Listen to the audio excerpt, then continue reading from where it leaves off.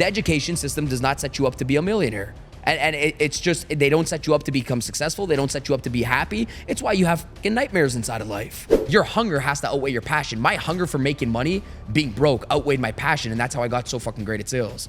You know what people are like, oh, you have to be passionate. You don't have to be passionate about what you sell. If your product can solve a problem, you find the clients that have the problem, you sell them product, that's sales. It's a 90-10 game. Sales is 90% of people buy from you if they like you, if they're like you, if they want to be like you. 10% is the product. Welcome back to the Seeking Success Podcast, the #1 podcast in Toronto. Today, we have Mr. Daniel G in the house. Let's go. Daniel Appreciate you G guys having me. has Thank some you. solid accolades. He's labeled the world's #1 sales trainer in 2022. He's the founder of world-class sales agency, and he's spoken over 470 countries worldwide. You guys for having me. Appreciate it. I Thank you. think you got that one wrong. There's not 470 countries. Events. With Events. 400, oh, Yeah. Countries would be insane. I don't think there's there? 470 No, there are. countries. There are. There's like 200. I don't think something. 470 countries exist. we'll make it happen for you, man. Let's go. We're gonna make it a bunch for of you. countries. But okay, fun fact before we start. Yeah. We're actually talking off camera. It's Yeah. crazy how things are like in full circle. Because what was it, 5 years ago? Myself and Umar hits me up and he's like, "Yo, there's this event. This guy Daniel G. We gotta go." And we're like, "Okay, sure." We all went. We saw you speak, and it's just it's fucked. It's like now it's full circle. Now you're on a 2019, podcast. yeah. Yeah, Wow. that's usually how it works. And I was just telling my guys before I came in, I said, you know, they're like, oh, what show are you going to do? Why are you going to do it? Etc. I said, oh, you know, they've just been in contact with me for 3 years. Yeah. So, you know, majority of people, you know, hit me up once. Hey, man, can you come do this podcast?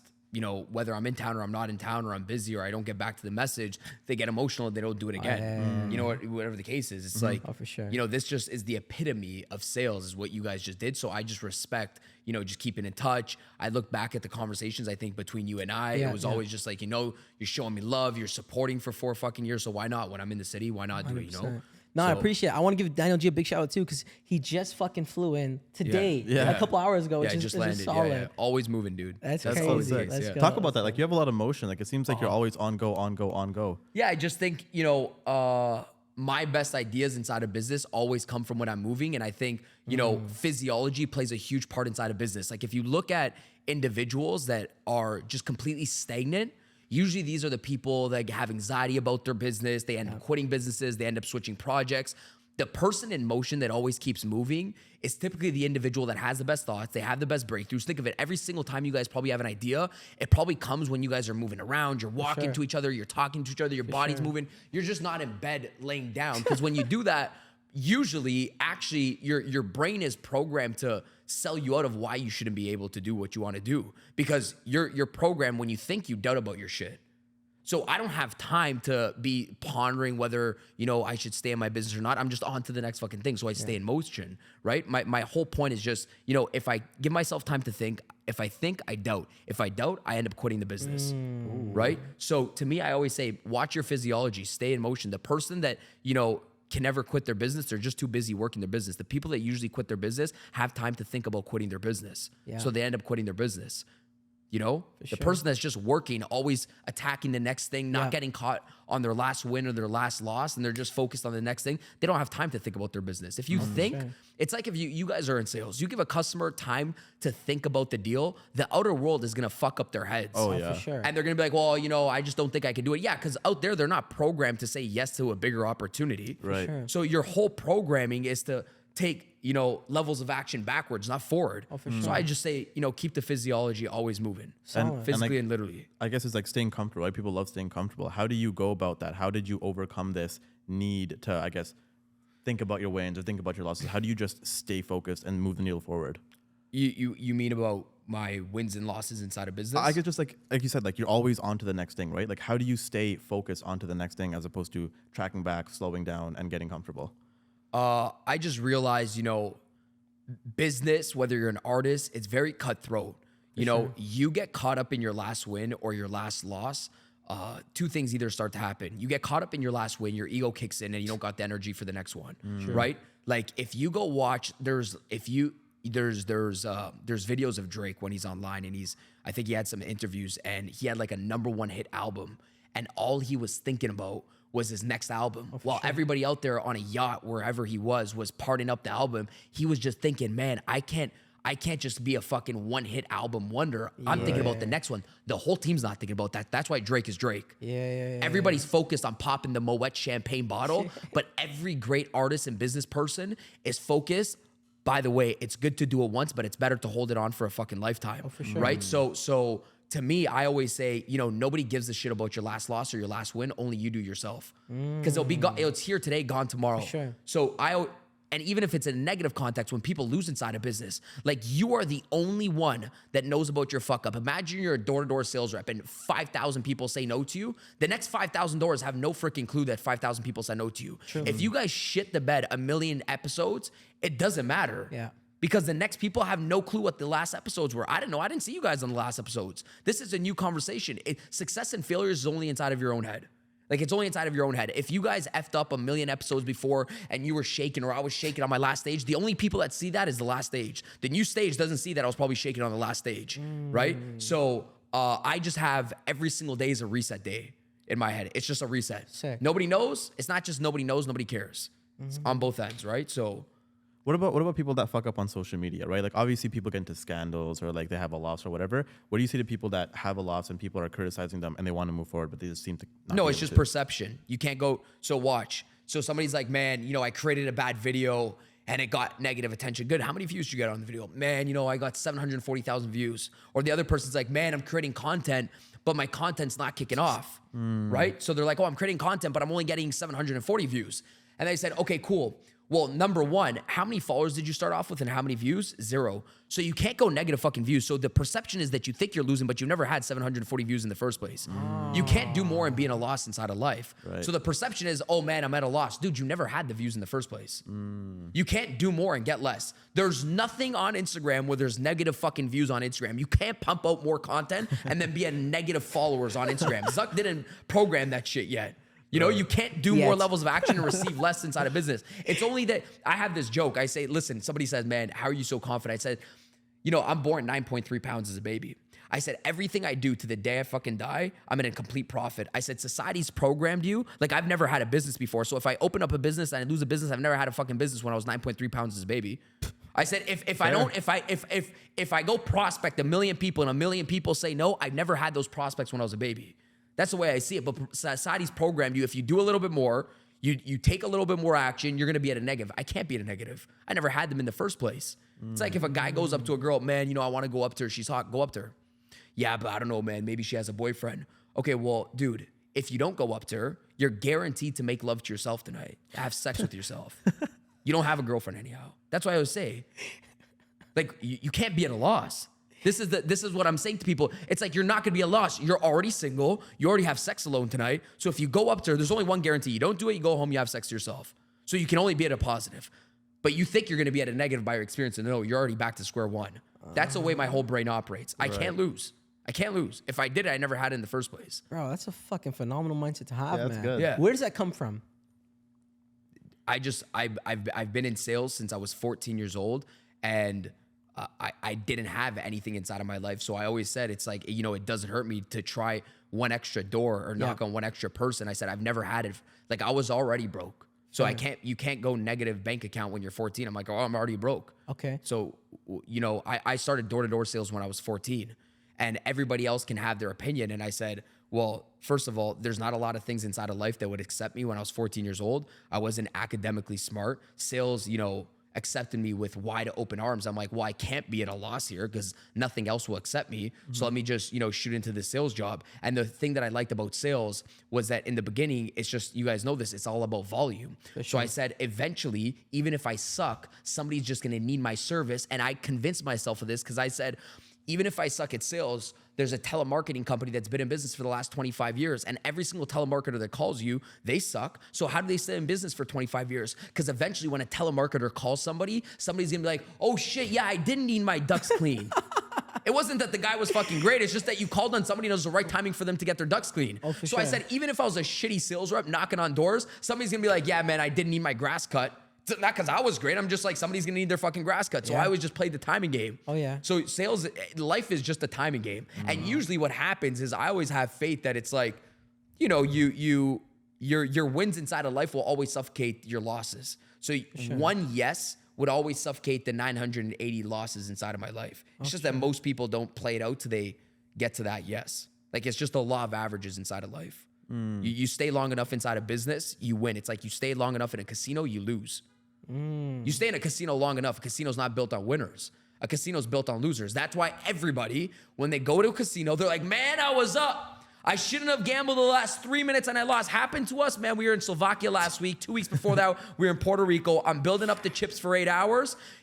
You stay a little bit longer. They pump a little bit more oxygen in the air. They give you a little bit more free drinks. You're all fucking hyped up inside of the casino. You're like, man, I shouldn't have stayed for that. You stay long enough in a casino, you lose. It's the law of averages. You think you're winning.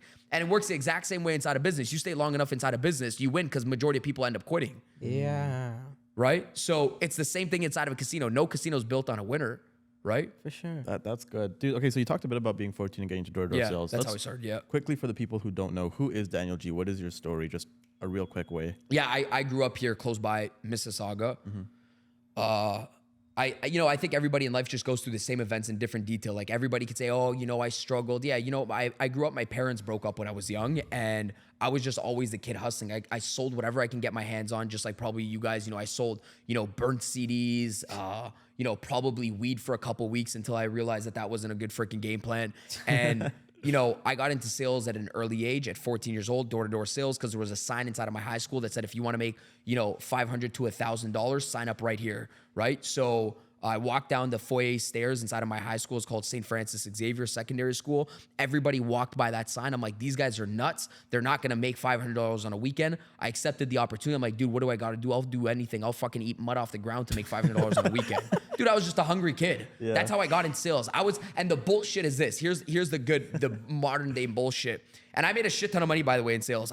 When I was young, I was making $500 to $1,000 on the weekend in sales, knocking on doors, selling an aeration service. We'd poke holes in people's grass, so it lets it breathe, right? And the bullshit right now that you hear like on Instagram is you got to be super passionate what you do in order to make a lot of money. And yeah, that's good for a lifelong play, right? Because you obviously want to be happy in what you do. But to make a lot of money, that's complete bullshit. Why? Sure. Because I was not passionate poking holes in people's grass and I still made a fucking shit ton of money. I made CEOs 24/7 that are not passionate about their product, but they're so good at solving a fucking problem and finding the clients that need that problem solved and they make $1 million. They're not passionate about doing it.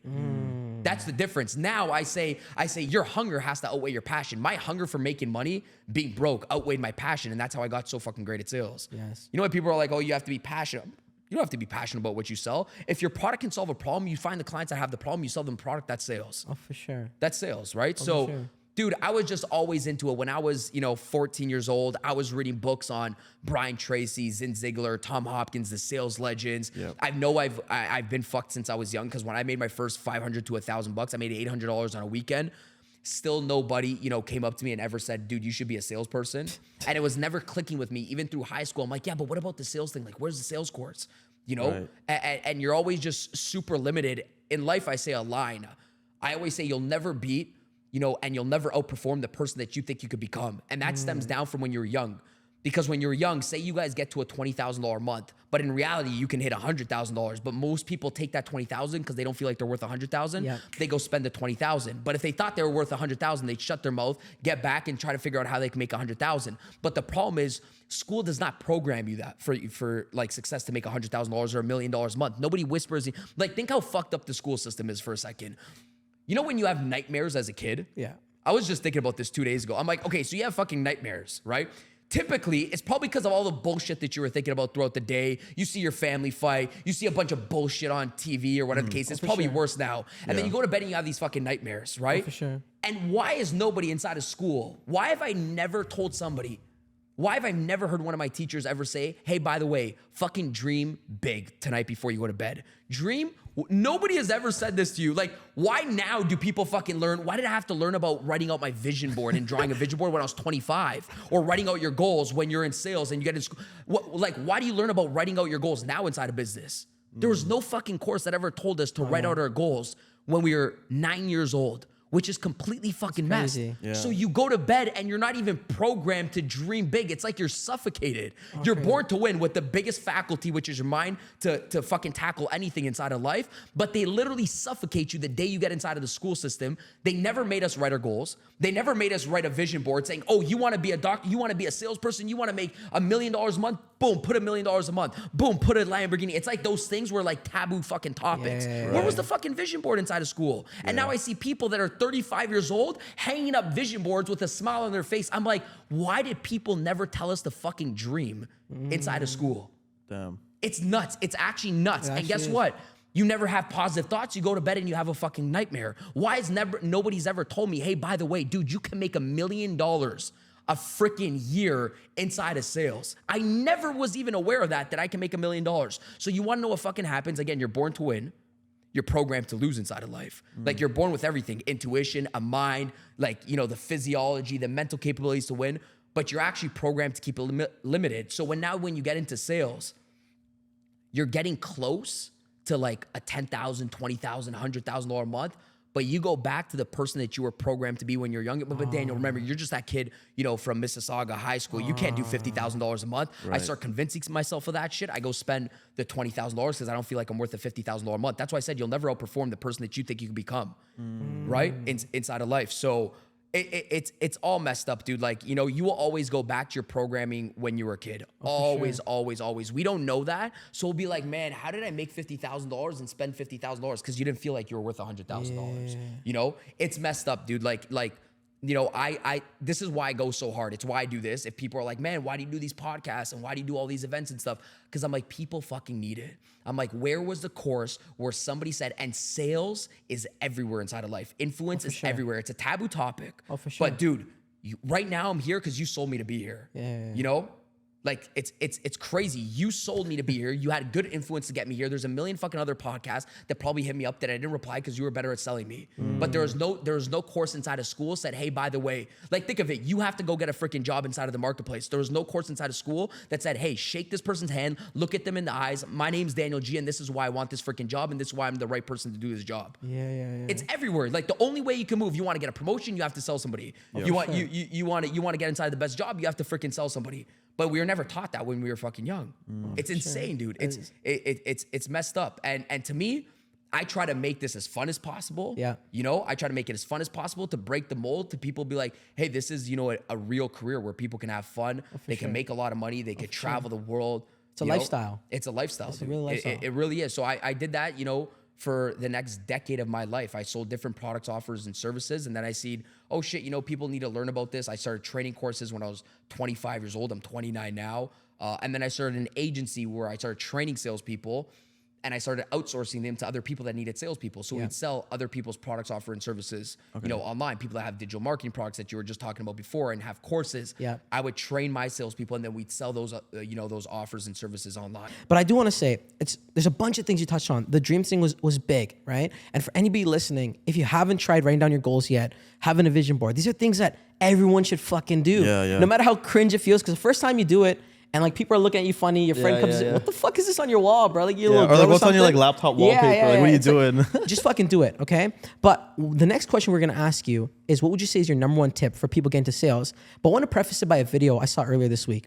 There's this guy in New York who's like, I think he owns a gold jewelry business, and he goes out and he's handing out ounces of silver and ounces of gold. Oh yeah, tracks. He's like super viral. He'll stand on the corner of New York, handing out gold, and like people just walk by. He'll go like, free gold, free 1 ounce of silver, and people just walk by, right? And this video gets millions of views. And I saw this guy breaking down the video, and he's like, there's a deeper meaning behind this, right? He's like, every sales guy and everybody in general, because we're all in sales. Doesn't matter if you're a fucking content creator, wherever you work, you're in sales. Life is sales. But he said the message you can take from this video is, when you have a product that you're so passionate and you know its value, the person saying no is the person at loss. Because when he gives out that 1 ounce or whatever he's giving out, that value he's giving out, and they're literally walking away saying no, who loses? Right? But the perspective in society is, we want everyone to say yes to us, right? So I want to ask you, you're a sales master. What would you say is the number one principle to being successful in sales? Realizing first, sales is always an internal game before it's an external game. So majority of the external stuff is super easy. Like to learn, it's not fucking algebra to learn 10 lines inside of sales to deal with objections. It's not algebra. Like think of this, right? If you could deal with every single objection inside of sales is freaking easy. Because the sale doesn't start until you get an objection. Yeah. So it's not algebra to, deal with somebody that says, I need some time to think about it. And then boom, you have a rebuttal. Be like, hey, by the way, park on it. Hey, what support information can I send you over in the next 4 weeks? Boom, you get down to the objection, you get down to the bare naked truth, your backside. It's not algebra. Like if I can understand this shit, and I was ESL and Kumon when I was young, like English is a second language, and I'm born in Canada. and I was Kumon after school program and I can understand fucking sales, it's not an external strategy stacking game. I can teach somebody this shit in 4 hours, a whole sales process. And if they're willing to learn, you could see them shift within an hour. It's usually an internal reflection game where people have sort of commitments inside of their life, which are a little bit off and they can't outperform them inside of sales. So when somebody says, well, what's the best advice inside of sales? I say, well, it's just a reflection. It's like, if somebody's inside of sales and, they want their customers to, be very committed people inside of business, but they're still on the fence about their own sales job, they'll have a lack of commitment with their prospects. Like if they're like, sales is good, but it's not gonna be the do all end all for me, and they're still a little bit skeptical about sales, of course they will not attract committed prospects. Yeah. So it's just a reflection game of what they are. It's like, why are you walking so fast, Daniel? Oh, because this is how I operate in my fucking business. Like I want my clients to walk fast. I want my clients to make fast decisions. Yeah. I don't want to be slow and then, be in business and then think I'm going to attract fast people. So I always say it's always an internal game, and you can keep going down from it. It's like, imagine you're trying to get somebody committed inside of sales and you're trying to get a close.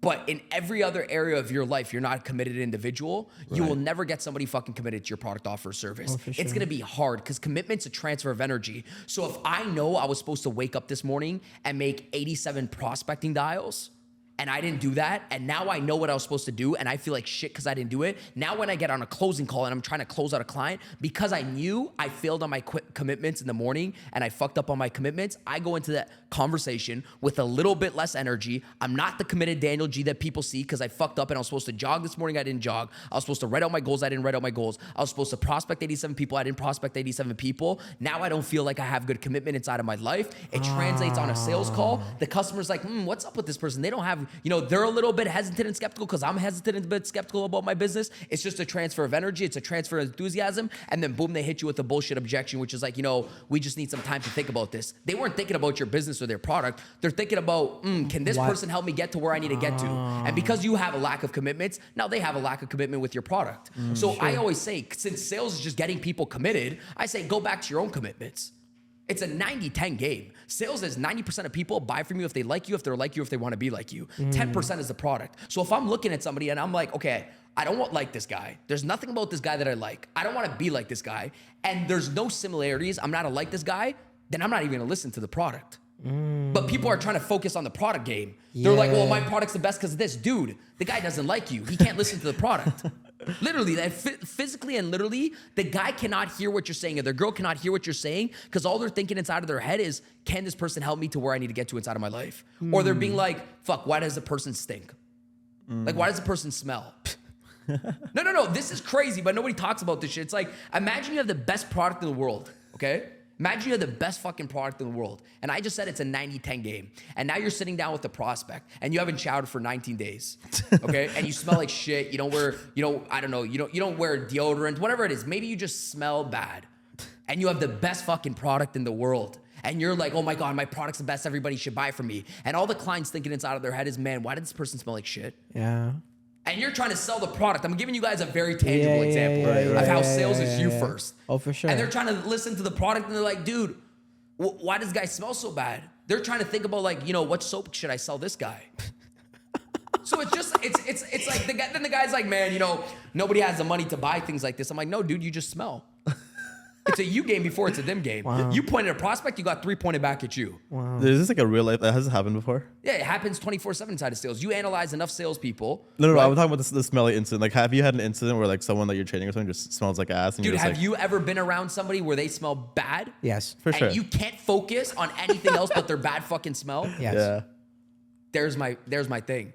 And what sales is just influence. So even if they have the best idea in the world, or the best story in the world, because they're selling you on their story, you can't listen to the story because you're just thinking about their bad smell. Damn, actually, bro, until you didn't say it out loud, yeah. Bro, I was at Canada's Wonderland a couple days ago, and fucking, I don't know why, I don't know if I was sensitive that day, but everyone smelled like ass to the point where I looked at my girl, I'm like, yo, let's wrap this up. Let's get the fuck out of here. Yeah, you can't think about anything else. Yeah, you can't even fucking enjoy it. Even when you smell yourself and you're a little bit off, you don't like it. Oh, for sure. You're like, dude, I can't wait to get out of here and go take a shower. Sure. You're a little bit uncomfortable. Oh, for sure. Right? So yeah, I can't make love if I smell, bro. I gotta shower first. Yeah. Dude, it's if you understand people, product becomes easy. So like so many people are trying to focus on like that, and if there's business people watching this, they're trying to always master their product. And I say, remember, it's just a reflection game. You have to understand yourself, then you have to understand other people, and then you can couple those two things together. Okay. That's sales. Okay. You understand yourself first, then you understand other people second. Yeah. And then you can couple both of those things together. Okay.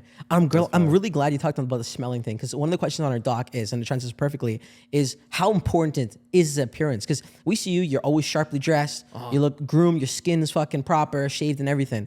Like, how important is the appearance aspect? Yeah, 100%. People judge you.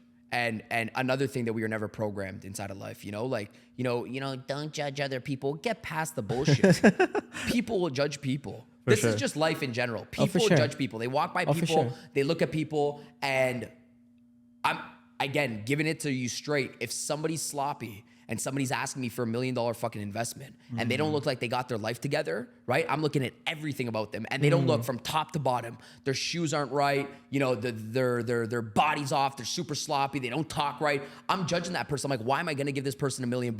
Yeah. Yeah. Like, you're fumbling with your life. You probably will fumble inside a business. Oh, for sure. So people can talk all the shit that they want. Oh no, I don't got to be healthy or whatever the case is. No. Probably the person that keeps up with their health and that looks the best, that person's probably judging me that, hey, by the way, if he's super focused inside of his health, he's probably super focused inside of his business. Oh, for sure. If he has a lot of stamina with his health, he could probably last long inside of his business. Oh, for sure. So I think, endurance and energy and appearance, it wears off in every single aspect of your business, 150%. People make judgments about you, and I think it's the first thing before you say anything. I'm just looking at the person, 150%. And I think it's subconscious too. Like, I don't think people are willingly trying to like judge people and whatnot. And I think Sam Ovens actually says how you do one thing in life is how you're going to do everything else in life. So when you're talking about being sloppy, if you're sloppy in just your appearance, you're going to be sloppy in business, relationships, fucking if you play sports, everything. It's fucking true. Bro, but another crazy thing is, like, for me personally, I've always been like struggling with weight in the gym, out of the gym. And the past couple months, we've been taking the business really seriously. And what get cut first? Gym and nutrition, right? Right. And it was like You're literally, saying it gets cut, like tossed to the side. yeah, toss aside, like back burner. Oh, Yeah. I'm still young now. Fuck, I'll start working out when I'm 30, right? But How old are you? 24. 24. 24. So recently, I started working out again, and like very recently, I'm talking about like 2 Week weeks. ago. Yeah, about a week and a half now, right?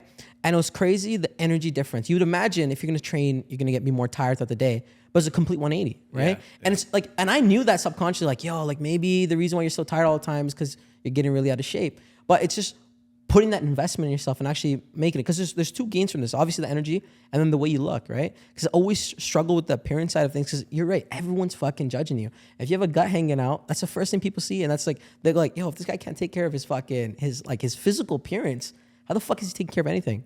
Right? It's just that a lot of entrepreneurs sometimes play it in reverse, and I get it. You think, your business will run your body, but it never works like that. It's like, your body will always run your business. Yeah. In a physical format, your body will always run your business. You can have millions and billions inside of the bank account, but it's useless if you die at a young age. That's true.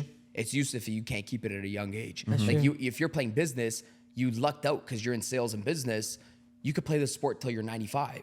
Yeah. You know what I mean? But it's almost like an insult to the sport if you're not gonna keep it, and you're just gonna, if you're just treating this like, you're only gonna be in it for 4 to 5 years, you're insulting the business sport, because the business sport says, hey, by the way, you're not a model, you're not an athlete. You can play this game till you're 95. Let me go show you Warren Buffett. You see Warren Buffett? He's playing this to the day he dies. Let me go show you Bezos. You see Bezos? He's playing this to the day he dies. But people don't understand that in business, that they got the longest run. It's the longest sport. So what they do, they think, okay, when and if I'm gonna make $1 million and I'm gonna take care of my body. And I say, dude, whoa. Your body will run your business will not run your body. Because what's gonna happen, it's just a cycle of emotion. So you're gonna hit $1 million and you're gonna feel like shit about yourself. Right. And when you feel like shit about yourself, guess what happens? Your energy drops. When your energy drops, your income drops. Your income drops, now you have no fucking income, and now you have no body. Now that fucking sucks. You think having no income sucks. You know what's the worst thing is? You make money, you lose money, and you look like shit now. And you know what it was to make money. And you also know what it was to look good, because in high school you look good.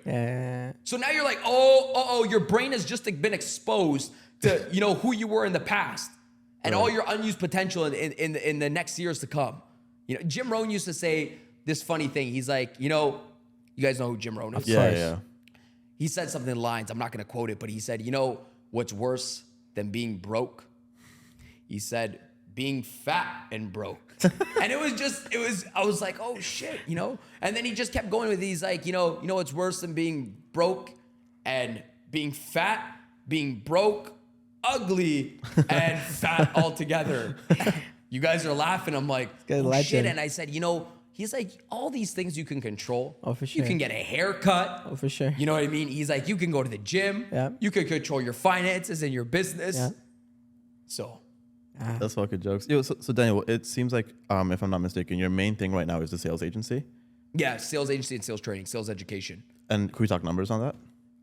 Sure. What kind of numbers? I mean, I've trained over, well over 1 million salespeople at this point. Wow. Yeah, 1 million salespeople online and offline. Wow. And at this point, you're never going to be able to measure it. We have, over 20,000 physically paying students. 20,000 plus paying students in the last, I think, 4.5 years. Nice. And that's growing every single day from whatever, course, program, online or offline, event or seminar.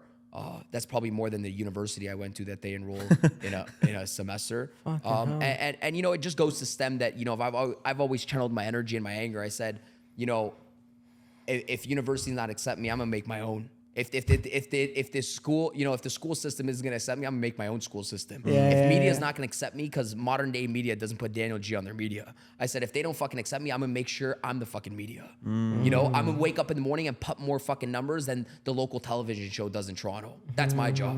I don't know if I do or not, but that's my job. They don't accept me in the morning, I'm gonna try to figure out how I can beat the media that never put me on. Because my message is never accepted on media. Why do you think that is? Why is that? I'm just telling you right now, you're not born to win inside of life. You're not programmed to win, inside of life. I'm saying, hey, by the way, the education system does not set you up to become a multimillionaire. They're not going to put that on the media. Are you kidding me? Oh, the education system doesn't set you up to win. I could barely say it probably on a lot of platforms online. Right. The education system does not set you up to be a millionaire. And it's just, they don't set you up to become successful. They don't set you up to be happy. It's why you have fucking nightmares inside of life. Well, it's why you have nightmares, man. When you're young, you should have nightmares. You should be dreaming about being a fucking mermaid and a billionaire and a millionaire and living in the best mansions. Dad, what do they do for a living? Oh, don't talk about them. My and by the way, you can't get mad at nobody inside of life. Yeah. You can't say, oh, my parents fucked me. They didn't know any better. Because it was the same shit. They just grew up. The best part about this is that the moment you know you've been effed in life, you only have one job. Don't do it to the people coming up. Ooh. That's it. That's your only job. I said, okay, now I know I've been fucked. Okay, I'm gonna change, and now I'm gonna do my best to my capabilities, knowing that everybody that comes up, I'm not gonna F these people, whether it's my kids, whether it's students, whether I see people around, whether it's friends. That's my only job. I'm not gonna get mad at anybody else. I'm not gonna get mad at your mom or your parents. That's what people try to do. They have this grudge towards other people. Oh, for sure. I don't have a grudge. My teachers don't even know any better. Yeah. You think the teachers know that they're effing you? They have no clue. Teachers have no clue. They went through the same shit that we went through. You go tell a teacher, why didn't you tell me I can make $100,000 a month? I'm like, yeah, that's so easy to make $100,000. I'm thinking about how I can make that in a day. Why has nobody told me I can make $100,000 in one day? Why has nobody ever told me that? And you guys see, it's some people watch me. Oh, this guy's entitled. Fuck you. I'm not entitled. I started off with zero money. My parents were they went from middle class to lower class when they broke up, and I've earned everything I've got inside of my life. I don't think anything in my life I deserve. Every single time I say, oh, I deserve to be like that, I've earned every dollar, made 100,000, dials inside of my life, knocked on 100,000, doors inside of my life. And I say this, you want a literal example how you've been programmed to lose when you're setting out your goals inside of your business? Go watch. I guarantee you, anybody watching me right now, they had some sort of success inside of their life. Watch. Somebody watching this right now, when I just said, oh, you can't make, $100,000 in a month, and you think that's fucking crazy. And I know I'm going to get ripped, and people are going to be like, yo, $100,000 a month? Yeah, it must be nice. No, it is fucking nice if you work your ass off and you change this mindset, because complaining about it isn't going to get you closer to the goal. And I said, okay, Fine, jackass. I'm like, do you believe like $25,000 or $30,000 a month is just crazy too as well? You've been programmed to think $360,000 a year must be fucking nuts, of course, and only a doctor, lawyer, and engineer makes that salary. But I'm like, you probably were already on your way there, but somebody kicked you back down when you were programmed. How? I said, I guarantee you one day in your life, you figured out how to make $1,000. Was there a day in your life? Think of one day. And then majority of people that ask that, they're like, yeah, man, I have made $1,000 in one day. I sold this and I made $1,000. I said, you don't want to act crazy? Fine. There was probably one day inside of your life where you even made $500 in one day. Okay. That is, by the way, better. You times that by 30, it's $15,000 a month. You're well over $100,000 salary now per year. Yeah. So it's better than every single program on the school sheet that they told us we can get into. Sales. You've already learned maybe how to make $500 a day. Now watch this. You made $500 in one day. I'll show you where your programming is wrong. Now I go ask everybody, why didn't you make $15,000 in 1 month? And then I hear crickets. Why didn't you already figured out how to do it once.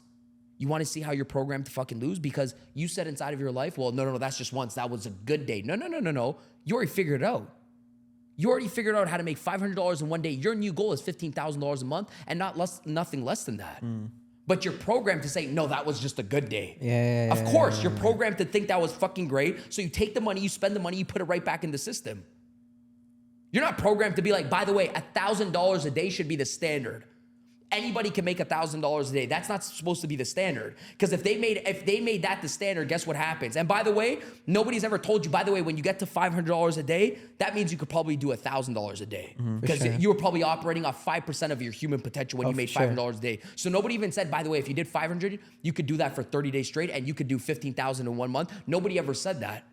Nobody said, hey, by the way, if you did it once, you could do it for 30. I have never heard none of my teachers say that. None of my parents say that. Nobody that ever brought me up. I never even heard a mentor say that to me. If you could do it once, you could do it for 30. And the reason why nobody's told you that, because if they make you powerful, this world doesn't go fucking round. For sure. If they make everybody powerful, if this message was said to everybody, right? The average person probably hates on this message. Why? Because they've never programmed to hear this message. If they said to everybody, hey, by the way, dude, you did $300 in one day in a high school, and they put it, hey, who here's made $100 in one day? Guys, by the way, your new goal is $3,000. If they told people that, they're empowering people to become powerful. And that's not not even the teacher's job. Again, it's not the teacher's job. It's just the system's job. That's why when you go online and you listen to music, you think the music makes you powerful, it makes you weak, makes you do bad things inside of life. All the music and the shit that we're throwing at us on social media and stuff like this, it doesn't make you strong and powerful. There was a guy, and we were in his car about 2 weeks ago, dropping us off from Fort Lauderdale to Miami, and he's bumping this good Christian rap music. And he's like, man, this ain't never gonna go on the media. Never. I'm like, of course, dude. They don't wanna make people pure, powerful, kind. They don't want to do any of that. They don't want to show you the potential that you have. Nobody wants to say, hey, by the way, you're God's highest form of creation. People be like, well, what does that mean? God's highest form of creation. Nobody wants to say, hey, by the way, the outlet that you're listening this to, a radio, a mind has created that. Nobody's ever said that. And a mind was created from God. Nobody has ever said that. They're just going to fluff you they're just going to give you the most infested negative language inside of your head so you stay fucking weak. That's it. That's why you see the top people in life, they get a little bit more censored inside of life, right? Nobody's ever there saying, hey, by the way, that message would never go on. Why has I've never heard that message?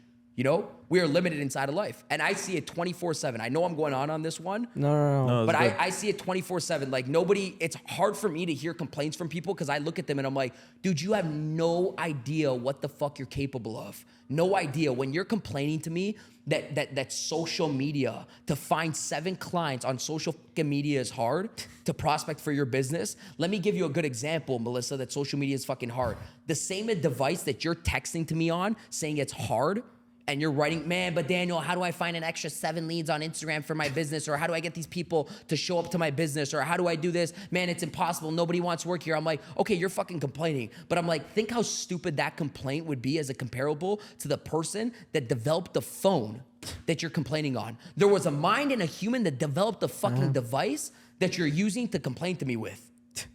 He figured out how to create a telephone. Think how crazy that is. Like in my head, I'm like, there's a human that figured out how to develop the fucking telephone.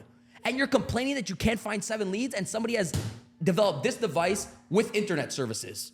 Internet services. Somebody sat down. Imagine that jackass like, oh man, it's super just hard to develop internet services. They figured out a fucking way. Somebody invented the airplane. Alexander Graham Bell invented the fucking telephone. Yeah. Sales is not hard. It's just like, where are you putting the hard mentality? What are you comparing it to? You know? And it's probably not, people that start businesses now, it's probably not hard when you compare it to shit that you've been through in your past.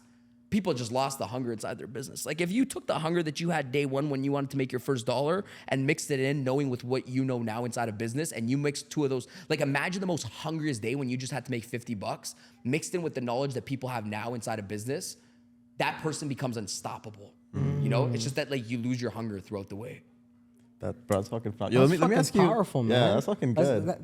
That's fucking powerful, especially the thing you said. These are all common sense things you're saying. Yeah. Like, it's not like you're fucking saying something out the moon, but it's just, that's so true. We're complaining over like the smallest things when there's a motherfucker who made this device. There's somebody that made this. Well, common sense isn't common practice, is That's what true. they say. But That's I have a fun, lighthearted question for you.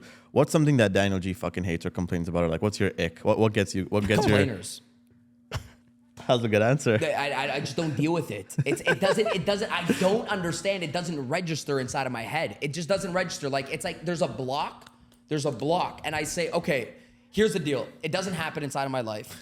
Okay? I say, fuck off, go complain to the wall. I don't care who it is. Why? Because if I accept it, I go do it to somebody else. It's just not a standard inside of my life. There's a big difference. Now, it's not that I don't deal with people that have difficulties inside of their life. That's different. Sure. It's, you know, somebody can come to me and be like, bro, listen, I'm struggling on this, right? And I'm waiting to see if it's a complaint or if it's a problem. If it's a problem, he could say this, dude, I'm struggling with this. I did this, and this, and I can't figure out a way. Okay, he has a fucking problem. Yeah. I like this guy. Why? Because it's predicated based on something that he tried and he couldn't do. Yeah. Right. That's predicated based on a certain action, and he's not lazy as fuck. Yeah. The complainer, okay, doesn't do all inside of life. Yeah. Those are typically the people inside of life. They don't do anything inside of life. And they're just like, life is hard. Dude, you didn't do fuck all. You sat down for 12 hours. You're just a complainer. God. Right?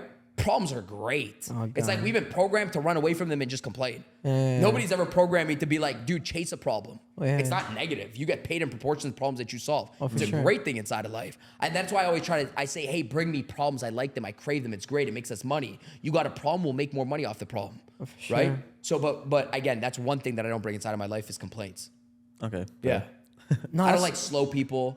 I don't like complaints. I don't understand slow. It's never kicked inside of my head. I like crazy people. I always looked at maniacs inside of life because I knew these were typically the people that were the most successful inside of life.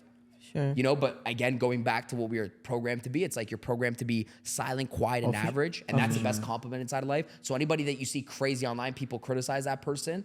And I said, well, there's no way in hell I want to be somebody that's just normal. I said that would be the biggest diss inside of my life. You know, like, but it's opposite. It's like, you know, when you get inside of life, it's like I was criticized because I had probably every fucking thing, ADD, ADHD, as you can imagine. I used to throw shit at people, punch people and run away from them. Like I was just a crazy motherfucker. And I grew up my whole life being labeled crazy. ADD, ADHD, put them on every freaking drug. And now you translate this. Now people watch these podcasts and they watch me on stages and you see comments online. Oh, this guy's on drugs. What drugs does this guy take? He's on ADHD, ADD. As I've been labeled fucking everything. I'm like, it's not an insult. I said, how would that be an insult? I'm like, people pay me for my energy, number one. Number two, I said, the only insult, what I want to crack somebody in the face would be if somebody says, dude, you're so fucking normal. Nice to meet you. Dude, you're so average, man. It's such an honor being around you. You're so average. Dude, that's an insult. So the question is, what are you playing for? God. Like, think of that. Now that I just said that to everybody watching this shit, it's crazy because we don't want to be too much inside of life. But I say, dude, what has not being enough got you inside of life? Nowhere. Oh, he's too much. Yeah, but I don't want to be labeled not enough. You got one side to pick. I'm doing the too much side. I'll find other people that are too much. I don't want to be around not enough people. And think of what I just said.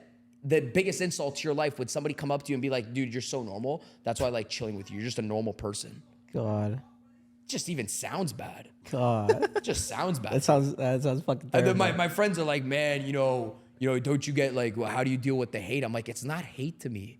If somebody says, like, I go up with my Instagram comments every single day and somebody says this guy's on drugs. And I'm like, that's not hate to me. I said, it's sad that I'm an anomaly. That's what's sad. I'm like, it's sad that I'm the guy that has to be, I'm okay with taking that because I'm like, I'm like, you only get to pick one. I said, you either pick that person's average or that person's crazy. I'm like, I'd rather be the crazy person. one. You know? I feel like normal is just another way to say boring. Yeah. For real. You're average. You're normal. Shout out Kanye West, right? He has a line. Name one genius that ain't crazy. Says that? Yeah, Kanye. Fair. No, I see that about you, bro. You have a lot of fucking natural charisma.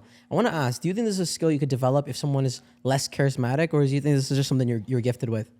I think, if you watched me in my beginning days, even before sales, I was more introverted. Really? Yeah.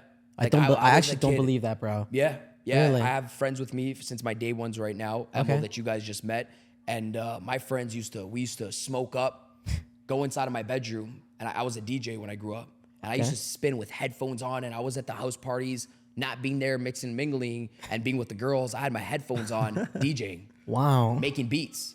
That was me, being a soccer player and being a DJ. Oh, and wow. I think sometimes when you tap into something and you get really good at something, confidence wears off in every aspect of your life. And it just becomes second nature. Like I love, and I'm not loud about the shit that I'm not good at. Yeah. I'm great at fucking sales, guys. Yeah. So I'm loud about it. Yeah. I'm loud about it because I'm confident about it. I'm confident about it because I know nobody in the world can ask me a question about sales and I will be stuttered and trumped. I know my shit. Okay. That's like you can't take that. Like to me, that's where confidence comes in, from knowing your shit. So I know my shit so well. If you go ask somebody about science, and he's so good at science, he's gonna be confident about science and start talking about science or whatever the case is. So to me, it's second nature. Right now, you guys see me in my element. This is my element, talking about sales, business. This is my shit. This is what I do right now. So I'm confident about it. You go ask an NBA player, after he's done an NBA game, a basketball game. Hey, and they're talking on the mic. He's not stuttering on the mic because he knows basketball so well. It's second nature to him. Wow. Most people don't dial in long enough to get confident. And confidence is sort of energetic and flows in every area of their life. So they're dabblers and hoppers. So they go to one thing, they go a little bit, and then they jump to the next thing. So they never develop full confidence in one thing inside of their life. Wow. Like to the fullest, where they could talk about it for hours or whatever the case is. Right? With other people. That's what people are. They're skippers. They do stuff and then they go to the next one and they go to the next one. The NBA player, bro, he knows everything about basketball. You ask him about basketball, he's talking forever. The stats, what's wrong with the game, what's not wrong with the game. Yeah, there was another guy that asked me, he's like, man, so how do you prep when you go to events and stages? He's like, man, it's like, what's your prep before they go there? Like, what mantras do you do? I'm like, dude, I don't do fucking nothing. I bump Drake in the car and I'm off to the event. Sick. And they're like, well, like your note-taking process. I'm like, notes? I'm like, dude, that would get me nervous thinking of notes that I have to fucking remember. I'm like, I'm not hardwired like that. I said, you want to know what my prep is? I'm like, don't let the people online sell you a bunch of bullshit, become a motivational speaker, and you have to do this before an event. I'm like, know your fucking shit. I'm like, you can't prep me 10 minutes before an event. I said, this shit is in my blood. I know this shit. I said, I don't need to think about what I'm going to say on stage. I'm bumping Drake. I'm bumping Lil Baby before I go on stage in my head. That's what I'm bumping. That's the real me. Before, that's my prep work. When I go on stage, I'm just fucking hyped up inside of my head. I can't learn sales and read my notes before I go on stage. My audience will feel it. You gotta know your shit. Oh, for That's sure. where my confidence comes in from. I said, my confidence comes in from 10 fucking years of doing sales. I said, I know my shit. That's my best game plan. Nobody ever tells people that. Know your shit. You wanna be great at sales? The people that get nervous are the wingers. They wing everything, so they get nervous. They wing it all. They haven't studied before for months and years, and then they get up and then they start winging it, and they try to prep 3 minutes before, or whatever the case is. I say I have a brand. It's called World Class Closers. I'm like, you're either a world class winger or you're a world class closer. Ooh. Most people just wing business. They're wingers. They're professional wingers. World class wingers. Professional winkers. Yeah. Wait, what did you say? Wingers. Wingers. No, it's fucking funny. Okay, so we're gonna ask you now something more, saucy. Why do you think there's a lot of negative stigma around online sales and courses? Ooh. Online courses or online sales? No, online courses. Sure, because half of the people that develop them sell bullshit. Okay. And here's the kicker though. It's your fault if you got sold bullshit. You probably didn't do your due diligence. Okay. Somebody can come on my fucking Instagram right now, okay? And go to my Instagram and literally soak in all the knowledge and not buy shit and increase their freaking sales. My Instagram itself is a sales training platform. Oh, for sure. You can go to my Instagram and probably figure out if somebody says, I need to think about it, you can deal with the objection. If somebody ghosts you, you probably figure out how somebody ghosts you on my Instagram. If somebody says, I don't have the money, you probably deal with the objection. If somebody says, send me over some information, you can probably deal with the objection. If you want to know how to set your goals, you can probably deal with the objection. And then you get hit with one ad from some jackass selling some bullshit online. You bought it and he scammed you. And then I said, did you do your due diligence at all? Did you hear the guy talk about, I don't know, fucking e-commerce or trading or Bitcoin for hours and hours and hours? Where you said, okay, on the back end, if this is free on the front end, he must smash it on the back end. Yeah. It's probably your fault, dude. Stop blaming. Like, this is the problem again. It's like, okay, how many times are you gonna blame other people? People will do you wrong in life. So what are you gonna do? Blame everybody inside of life that they did you fucking wrong, or say, no, hold up. Let me do my due diligence so I don't go buy from a jackass again inside of my life. What are the signals of a jackass? The guy's probably very quiet online. He's probably very quiet, probably doesn't go live a lot of times, probably doesn't show the real colors. You see a lot of flashy shit and you don't see a lot of valuable shit. Red flag. A lot of flashy shit, not a lot of valuable shit. Probably goes live on his Instagram once every 6 months. Very sneaky. What's up with this guy? Not around a lot of other very successful and credible people. I'm looking at all these red flags around somebody. When I'm making a decision, I'm like, okay, I'm gonna make an informed and educated decision. What does this person even give me for free? If they can't give me shit for free, they probably got nothing on the back end. Like, why can't they give me anything on the front end, right? So this is the thing. You could see this more and more and more, and you just gotta be, I think, more aware. It's okay to be a defensive. I think it's super important to be defensive online and have a criteria saying, hey man, is this person already solving a problem for me for free? And they haven't asked me for shit, you know? Solid, okay. Now another question, again, on the same line is, why do you think people have a lot of negative stigma with MLMs and multi-level marketing programs? Yeah, I don't think, again, it's going back to your programming the system. Okay. Whatever you're uneducated about, you'll probably formulate an opinion about it, and it's probably gonna be a negative opinion. Yeah. So if people are negative about multi-level marketing or network marketing, it's just the lack of them being educated. Okay. They're not really educated. So nobody has ever sat them down and said, hey, by the way, a network marketing company and a multi-level marketing company just works like every other sales business inside of the world. Okay. And people go, well, what do you mean? Yeah. Your real estate brokerage that you just bought from, that real estate brokerage, however you want to frame it, they run the same model as a network marketing company. How, Daniel? Well, there's a seller selling you the home, okay? You're a consumer, you just bought the home. First step of network marketing. Step number 2, okay? The sales rep that sold you the home got paid a direct commission check for that home. Yep. Yeah. Boom, okay? Second level of network marketing. Now, if the guy fucking's like, oh my God, I love sales, man, I love selling real estate. One day he looks up and the person at the top of the brokerage that is getting paid from the other direct sales reps inside of his or her brokerage, he's getting paid a little sliver of the pie, and a little piece of the pie. Bob looks up and says, I wanna be like that guy that owns the brokerage. And now you become a sales leader. And then when other people sell the product, you get paid as a brokerage owner. And now you're the sales leader. Welcome to network marketing. And in network marketing, bro, you could just do this. That's what network marketing is. Sure. You could just do this all around the world. They just give you the opportunity to have a virtual brokerage or a virtual franchise all around the freaking world. How doesn't that model make sense? The model makes fucking sense. The thing that doesn't make sense to people is the money. I'll tell you what doesn't make sense to people. So when you see people at the top make a fucking shit ton of money, right? Majority of people quit, by the way, inside of the business. The thing that doesn't make sense is the money.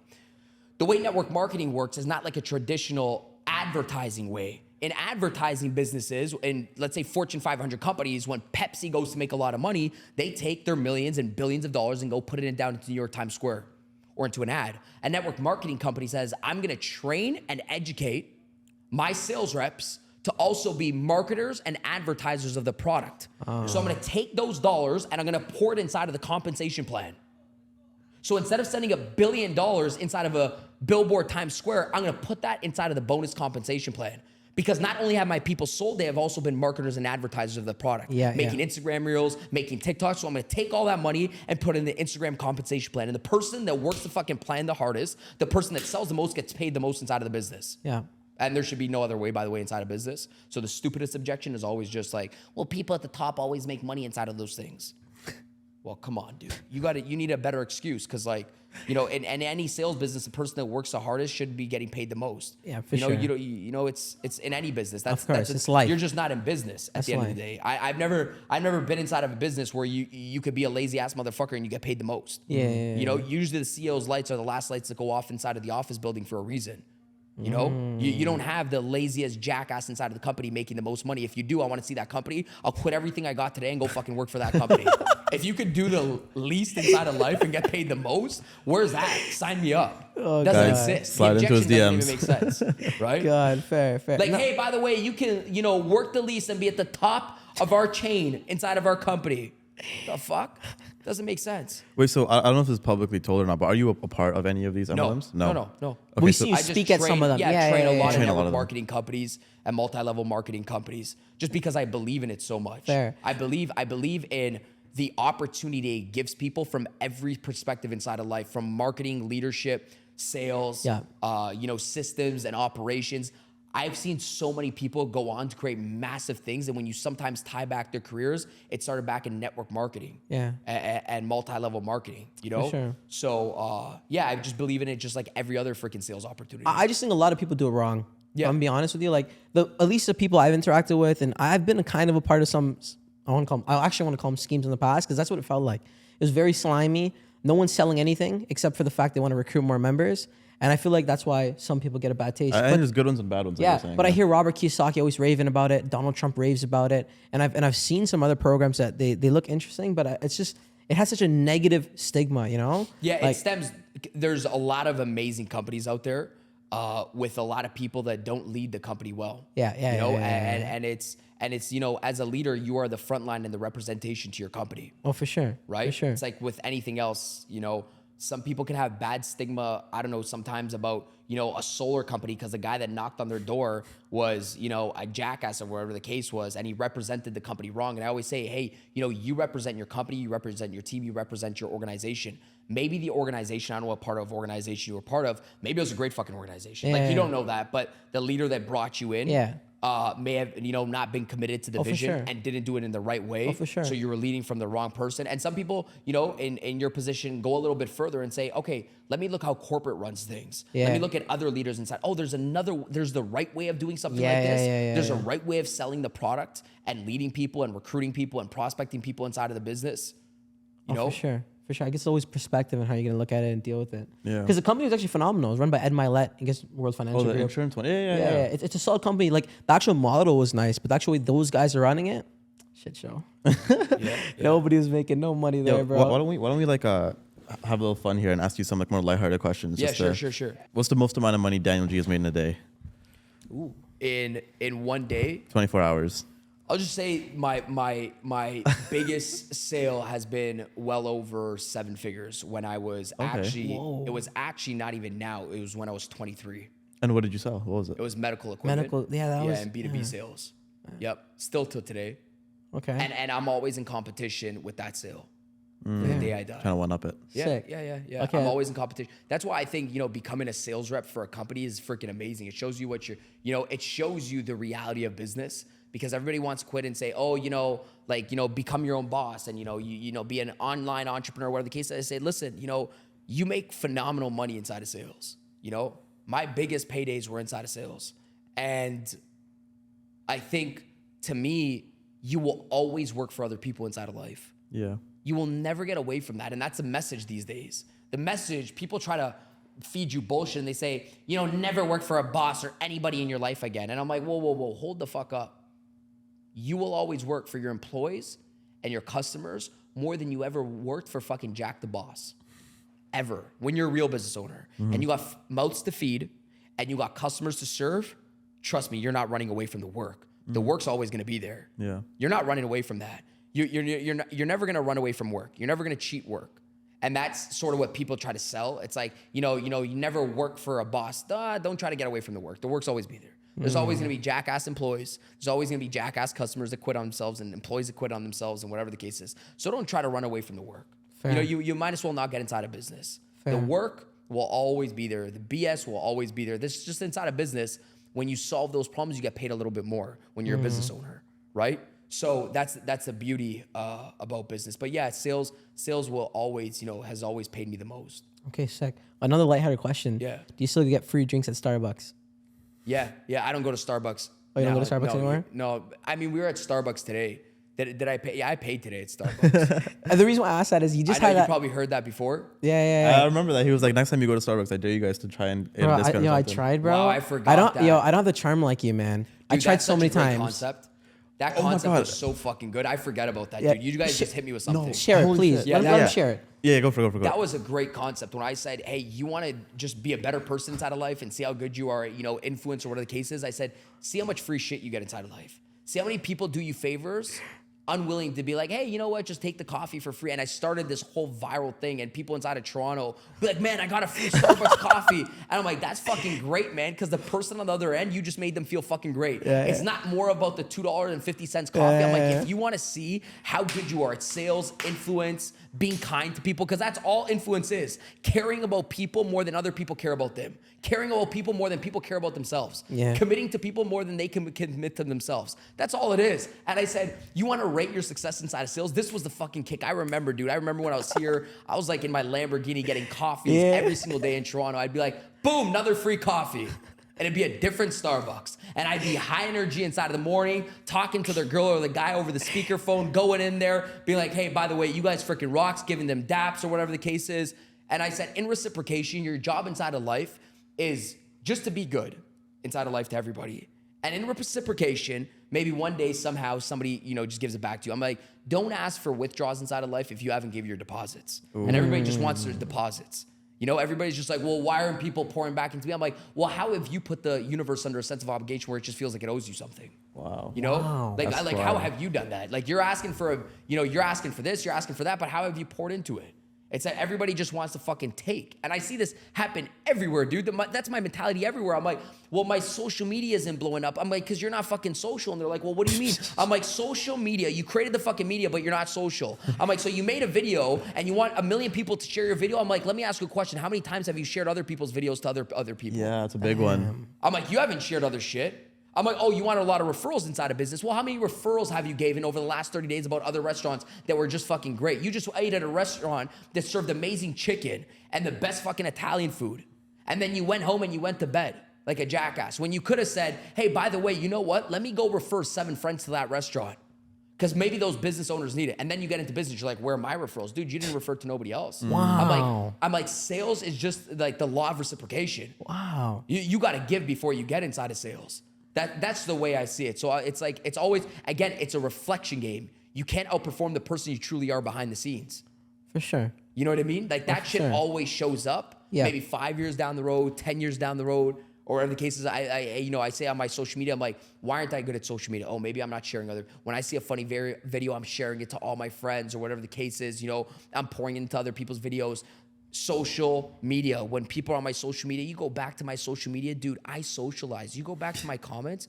Here, let's play. Look, this is live, okay? You people ask, and nothing's ever changed on my social media. Look, just posted this, 175 comments. At least 80 of those comments are from me. I just posted this yesterday. Same shit. And I don't have a robot on my social media. Look, there is 228 comments on this. At least 100 of those comments are from me. Why? Crazy. I'm on social media and I'm not Kim Kardashian. I'm not Kim K. I don't post and I don't get 5 million comments still to today. I socialize with people. I'm on my live streams 24/7. That's what people try to like outsource, and they try to like, oh yeah, you could just outsource the comment. No, you can't. You can't fake a community. Wow. You can't fake that. You can fake your following. You can't fake a community. You can't fake social engagement with people. Oh, for sure. You can't fake caring about people. This is the world we live in today. And I say, I'm like, don't worry if it takes a little bit fucking longer. I'm like, and you got to comment back to people and you got to work your ass off. I say, in the end, building a community is always worth it. It's always worth it. Like building, even if it's like 15 people, it's fucking worth it. Oh, for sure. I'm like, it's something you can't fake. You can't buy a community. Yeah. You can't rent the community. Yeah. You can't do anything. You can't, show up and no, a community is real. When you got an event and, people show up and it's just 7 people, that's your freaking community. You pour into those people. So I say, if people are pouring into me, I'm always going to pour back into them. I'm never going to be, I show my gratitude by working my social media. So if somebody comments back to me and my social media starts blowing up and virality starts going crazy, and then somebody goes to bed and they're just like, well, man, so grateful, you know, that my social media is blowing up and stuff. And then they become the one-hit fucking wonder because all they do is they go to bed and they just praise on that nice viral video and they're just so grateful and they write down their gratitude of how, you know, grateful they are and they talk about their friends. Oh, this is what happens inside of life. And I say, well, gratitude is shown, it's not written. You know, so I'm like, if you were really grateful for the fucking video, do you comment back on every single freaking video or every single comment? I said, if you were really grateful for the video that just went viral, you would figure out how to make another 10 fucking viral videos. I said, if you were very grateful, and it just works in sales. I said, when people are very grateful for their sales opportunity, you can go to bed at nighttime and write and do all your mantras to say, oh, I'm so grateful that I'm in. Yeah, sure, it's fucking great. But the best sign of showing gratitude is doing what? Is working the fucking sales opportunity, is making more sales. I am stuck in this loop in life right now, and it's crazy because every single time I get this whiff of gratitude when I'm in a different country, I'm speaking in a different country, I have to work my business 10 times more. I'm like, fuck, I'm grateful for it, and now I know I'm like, gratitude is shown by doing it, by pouring into your business. The moment you get grateful for your business, work your business 5 times harder. Like if you're grateful for sales, go make more fucking sales. If you're grateful for the person that brought you into the sales job and they're one of your sales leaders, go bring them 5 sales today. That's how you show your gratitude. Don't go tell your mentor, I'm grateful for you. I always say, you know, show your mentor you're grateful for them. Show the opportunity you're grateful for them.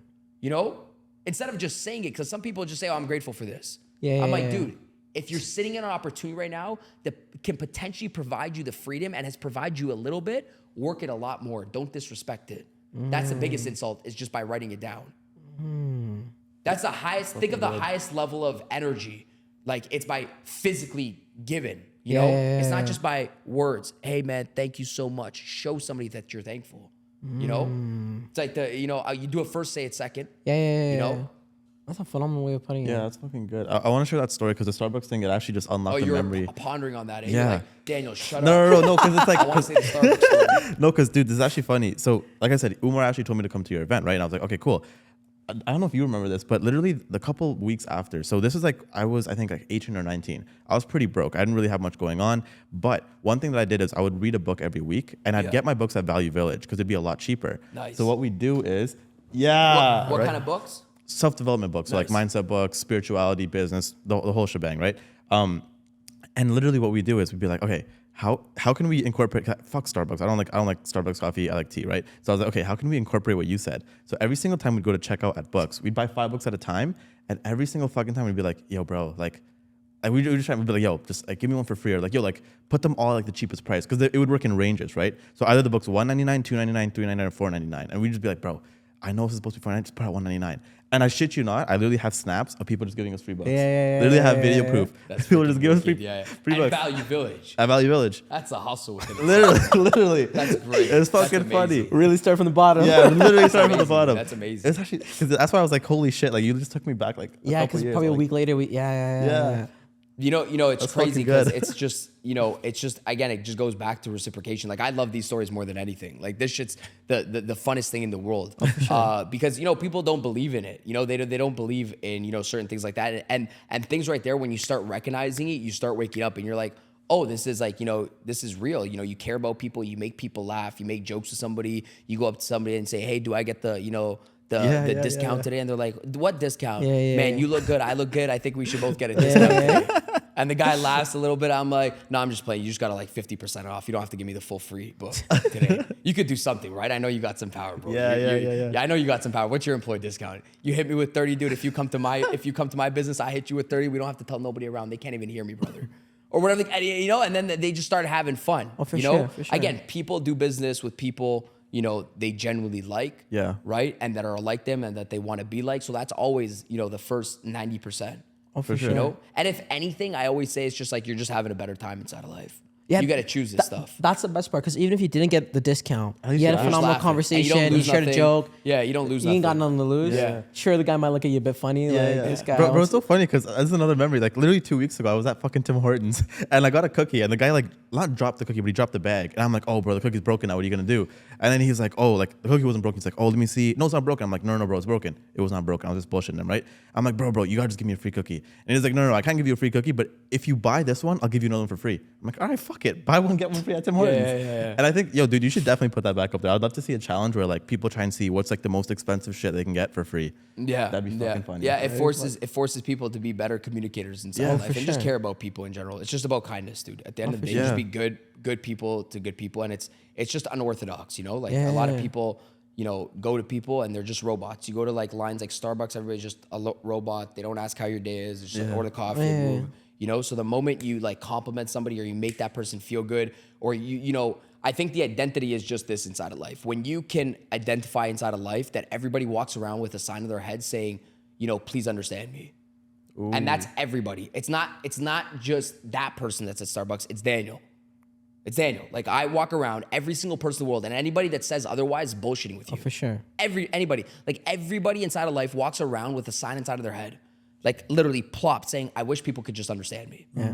I wish people knew what I was going through. Oh, for sure. Right? And when you can understand that, when like everybody walks around inside of life, like one compliment can shift that person's whole day. Like just caring a little bit more can shift that person's whole day. When you ask how somebody's day is and they're just like, oh, it's good. Well, how do we go from good to great? Like, talk to me. What's new? You know, like, how's your life? Talk to me. People will talk. Oh, for you sure. know, people will start talking. Everybody walks around with a sign on their head saying, you know, like, please help me. Please understand me. sure. I wish people understood me. You know, I wish people knew what I was going through. Oh, for sure. If that's the way you look at life, you approach humans in a different way. Oh, definitely. You know? Definitely. But even to add on, like, it's not always about taking either, right? A lot of this could be just giving, right? Like the small gestures, like, you know, something simple as like paying for the person behind you, paying for your friends, or even like you're saying, just talking to someone, right? Or giving them a compliment. That was the one thing I really learned when I was in the MLM thing was one of my guys taught me, like, he's like, yo, I want you to go up to 3 people every single day and compliment them. He's like, and just be genuine about it. He's like, don't be an asshole. He's like, genuinely find something about them that you like, and stranger, go up to them and 3 different people every single day. That was one of the coolest experiments I did. I did this for about a month, and it was like, that really helped me because I was very introverted too, and I still struggle with it sometimes. But that was like one of the first breaking points. I'm like, it's not that hard to just talk to strangers, especially when it's like a mission. Oh fuck, okay, I like your shoes, nice shoes, buddy. And you can't hate somebody if you compliment somebody. Yeah, and bro, and the people fucking light up, man. Like it's like they were almost like waiting for this to happen their whole fucking life. Yeah, because nobody right? does it. Yeah. Nobody does crazy. it. And then you get better at your compliment. Oh, for sure. And the best part about it is when you could just compliment and run. And you have no attachment to the compliment. Exactly. And then you just realize, like, you even somebody that flips you the middle finger when you're driving and you cut them off by accident and you're parked at a light, you have 2 ways to take that situation. Either you both fucking start fighting with each other and be like, you know what, dude? It's my fault. By the way, bro, I love your fucking car. My apologies, bro. Now, somebody else would be, oh, that's a weak son of a bitch. I'm like, bro, to who? Like, who's like, who where's the weak son of a bitch? I'm like, your ego's up your ass here. I'm like, let me ask you a question, okay? This is the way I view it. I say, you get out, you start a fucking fight with this person, somebody punches somebody, you're up in jail, dealing with a court case for fucking 2. I'm like, I don't got time for that. Fair. I'm like, I got a business to run. I'm already thinking 20 steps fucking ahead. Fair. And not just that, you had the inability to look at that person and say, oh shit, that person might be going through something bad inside of life. You don't even know that middle finger and that him getting fucking mad and having road rage had nothing to do with you, bro. Yeah. You didn't sleep with the guy's girlfriend. You didn't do nothing bad, dude. You cut off somebody, that's fucking regular. You go anywhere around the world, fucking cutting off people is just a fucking regular thing. The guy is not mad at you at cutting off his fucking car. Okay, he's probably not thinking, this person almost took my life. No, he has anger fucking built up from 45 different things that happened throughout him throughout the day. Yep. And what happened was you're the first person to freaking cut him off today, or you're the first sales rep that calls, they lash it out on you, and now you have one choice. Do I want to take it and spread it to everybody else inside of my life and argue back with this guy and take it, or stop the chain of negative events right here? That's your choice inside of life. If I flip him back the middle finger, we start getting in this fucking argument, now I get home pissed, I go back home to my family, and now I'm pissed with my family, I'm pissed with my employees, and then I piss off everybody else. That's a chain of negative energy. Or you can look at that person and say, shit, man, I ain't the person that fucked up this person's life. Oh, for sure. There's probably a few other things on the back end that screwed up this person's life that I'm just the person he's wearing it off to. I'll take it, though. I'm going to stop it right here, though. I'm not going to get more into a negative argument than to go piss off my girlfriend, then my girlfriend goes piss off that person goes piss off. It's just a chain of arguments. Negative cycle. Right? Fair. That's fucking good. It's fucking fire. Yeah, okay, we're at like a 1 hour mark. Yeah, we are at the 1 hour mark. I think pretty much all. Okay, there's one more question I really wanted to ask you, and then we're gonna wrap this up. Sure, man. What are some good dailies you give your guys? Daily habits? Yeah. Always focus on the stuff that drives your business. and don't focus on anything else. So what that means is I live by, I'm in sales, so I live by sales producing activities. Yeah. Meaning when people get into business, your number one thing is to acquire, okay, and keep clients. Yeah. Increase the quality, increase the price. Yeah. Acquire people, increase the quality, increase the price. That's your mantra of business. How do I acquire people? How do I constantly figure out how to increase the quality of my product, offer, or service? And how do I constantly try to increase the price of my product, offer, or service? Yeah. That's what you should always be focused on. But number one is acquisitions first. How do I acquire clients? And it's some people that get inside a business try to do everything but that. And they're living in a fake world. So what they're doing is like, I'm gonna go around this live stream, they're gonna create this piece of content, blah, blah, blah. Yeah, but dude, your job to stay in business, people need to pay you to stay in business. So the first 80% of your day, 90% of your day should be focused on producing activities, belly to belly with customers, belly to belly. You wanna look at a successful entrepreneur in the beginning stages, look at the rate of new interaction that they have with potential customers. Let me say it again, that flew by somebody's head. Doesn't matter what online business somebody's doing, if you wanna look the potential and the future of success of your business, look at the new rate of interaction that you're having with people, new people that could be potential inside of your business every single day. That's how you judge the success of your business. Yeah. Producing activities means bringing more people into whatever you're doing, presenting to them your offer, following up with old clients. That's called belly to belly exercise. Yeah. Those are the three things that, like, especially people that are in sales. If you have salespeople watching this, I'll help you guys out. So if you guys have salespeople watching this, right? And somebody just got into a sales job or they're in network marketing, you have to understand if you're in sales, real estate sales, insurance sales, network marketing, multi-level marketing, your company only strokes you a check, especially if you're an entrepreneur. Your company only writes you a check, or you only write yourself your own check based on the fucking sales that you made. For sure. It doesn't write you a check for posting. It doesn't write you a check for leading when you're in sales. It doesn't it doesn't write you a check for getting on 3 Zoom calls today. Yeah. It doesn't.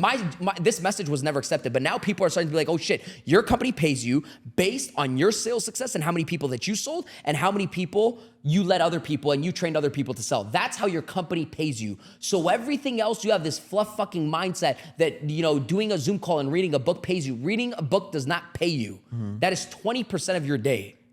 And most people focus on 80% of their day on bullshit that they will never pay them. Yeah. And I say, hey, either you're face-to-face, belly-to-belly with prospects, and you're doing a good job, and that's 80 to 90% of your day, and that's what could potentially get you paid, or you're ass-to-ass, doing nothing, and you think you're doing something. You're ass-to-ass. You're either belly-to-belly with prospects, or you're ass-to-ass. I'm like 90%, 80 to 90% of your day, especially if you're broke, should be belly-to-belly with people. With potential people that could be part of your business. That's how you know if you're having a productive day. Because you judge a business by productivity or busyness. Yeah. Productivity means, you're gonna get paid inside of the business. Yeah. Busy just means you're doing whatever, and typically that person ends up broke. So you gotta see, it's like, hey, am I productive or am I busy? Am I just saying I'm doing business, or am I actually driving business every single day? That's Phenomenal. good, That's a phenomenal answer, man. Yeah, you look at your time management by how productive you are. For sure. Man, you've spit some gems on here, Yeah. and I hope everyone watching really takes away from this. And really, go on to Daniel's page. He posts a ton of content. This guy's always on freaking live, so you get live and interacting with him over there. Of course. He also has a free training link in his bio. Check that out. We have 4 questions before we wrap this up. Let's go. Release, take it Before away. we get into that, is there any questions you have for us or anything else you want to talk about?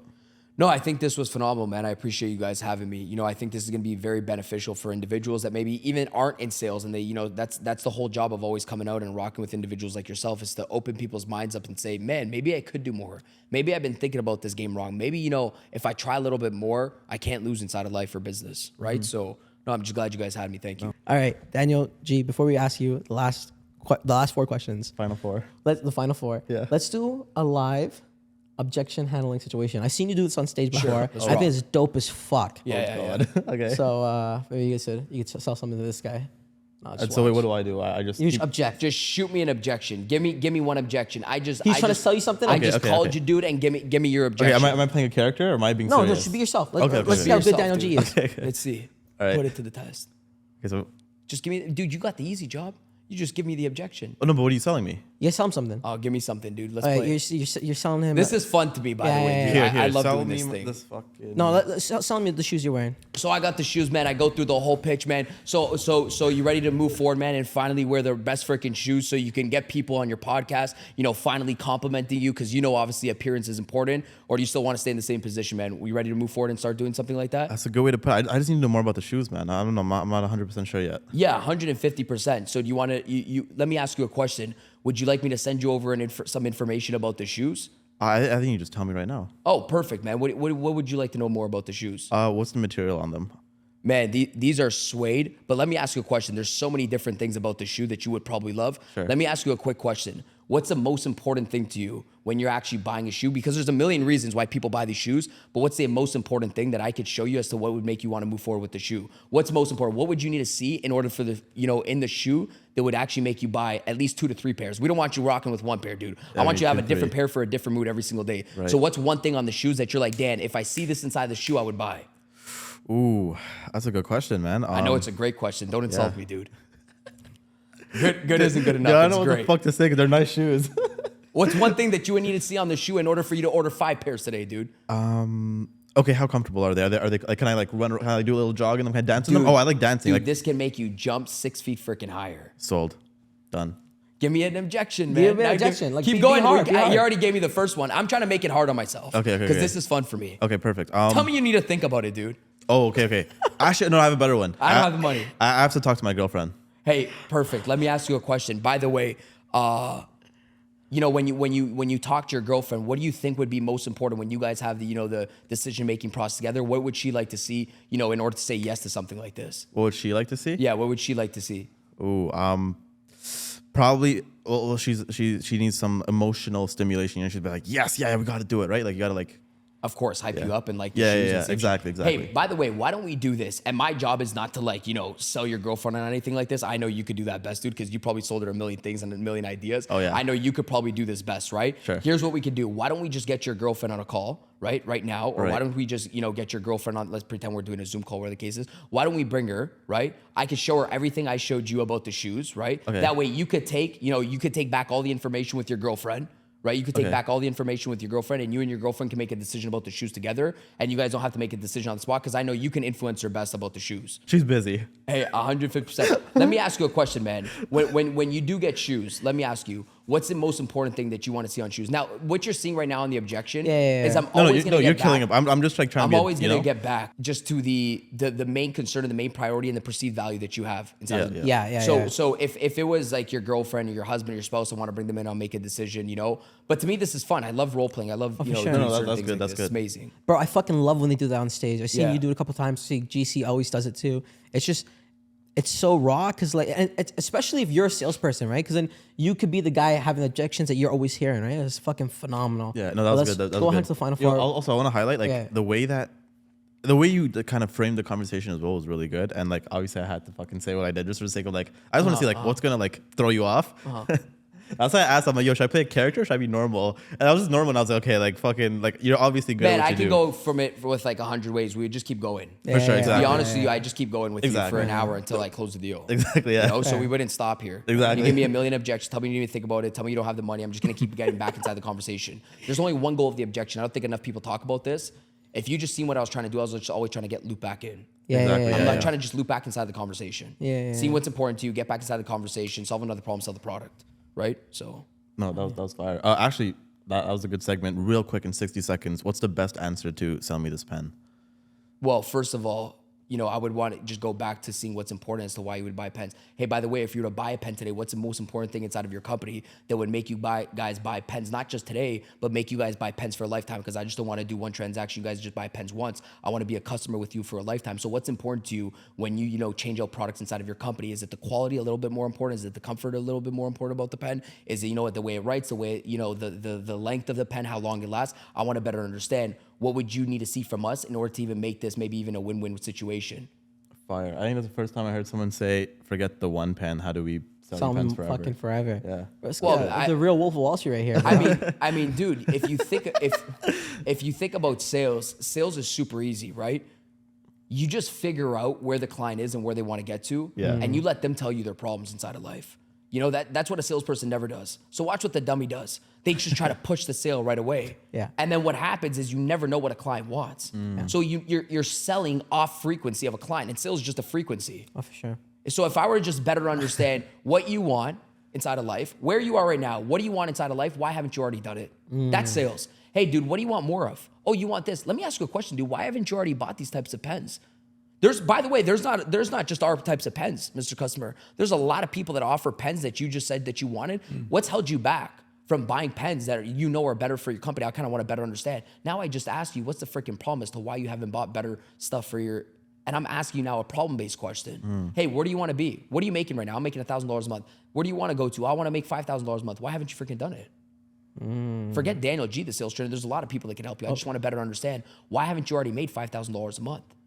And by the way, I'm also not showing you that I'm biased and I'm the only person that can help you freaking do it, because when a customer knows you need them, they don't need you anymore. So now I'm showing you inside of the conversation, by the way, I'm just not the only guy in the world. Why haven't you freaking done it? Now I'm getting your problem. I get your problem. I solve the problem. I get paid inside of the business. So I'm not attached towards being like, oh, I'm the best. Actually, that's actually what I don't want the customer to be like. I want the customer to understand, like, oh, I've been parking on this problem for a while. They pulled out a problem that I didn't know I was aware of. And if you could show people the problem better than they know the problem themselves, right? And then solve the problem, that's when you get paid a lot of money inside of sales. For sure.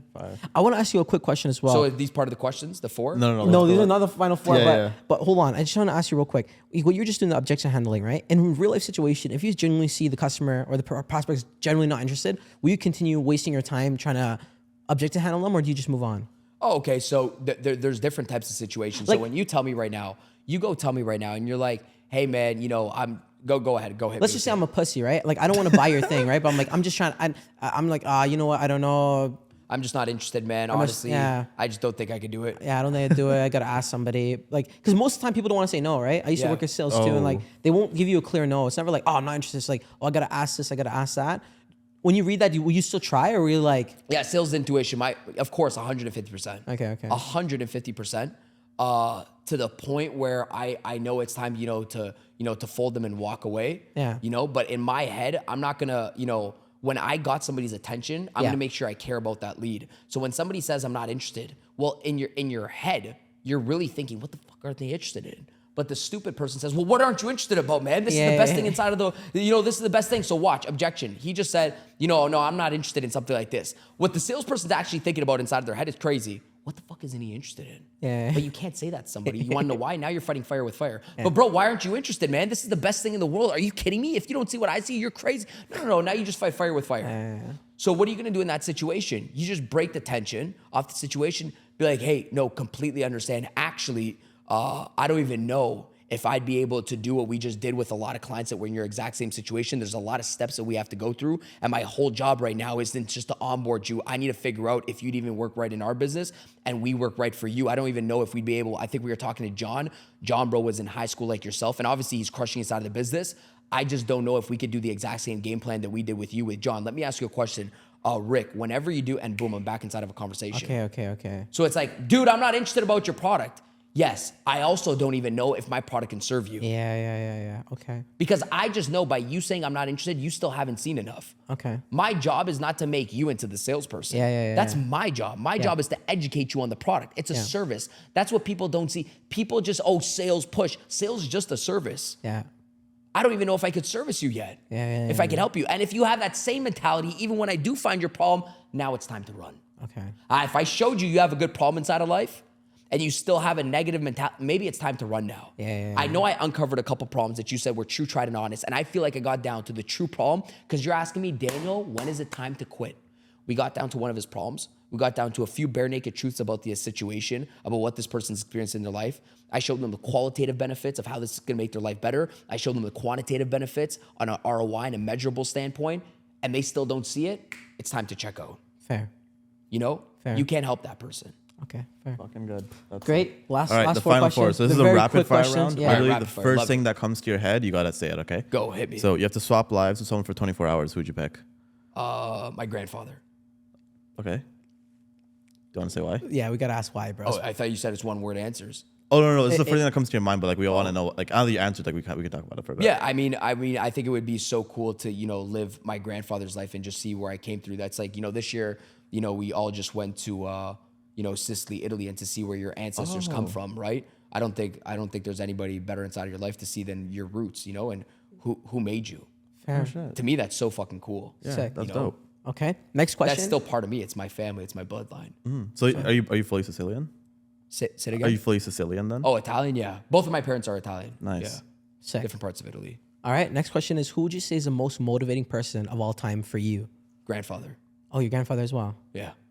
Is that just the first thing that came to your head, or truly? No, it's my grandfather. Sick. Yeah, why? Because again, I'll just go back to it. I am not a person that needs to be fired up every fucking day. So when I go look at my life, my grandfather came to this country with $5 inside of his pocket. Okay. Which a lot of people watching this episode, probably their fucking ancestors went through the same situation. Yeah, for sure. And then in life, we need all these bullshit things inside of life where it's like, oh, I need this thing to keep me motivated and this book to keep me motivated. Go back to your fucking ancestors. Go back to your ancestors.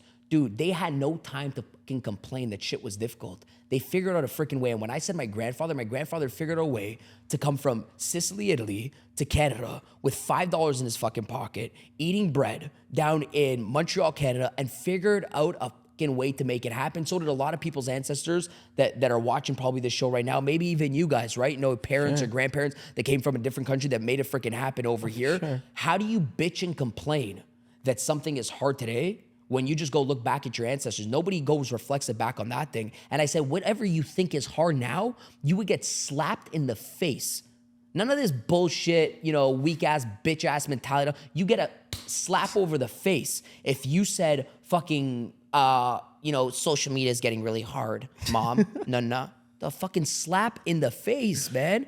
My grandfather would slap me over the freaking face. He'd say, dude, what do you mean social? What is Instagram? He'd say, well, what do you mean sales is hard? Well, yeah, it's just super hard to find people.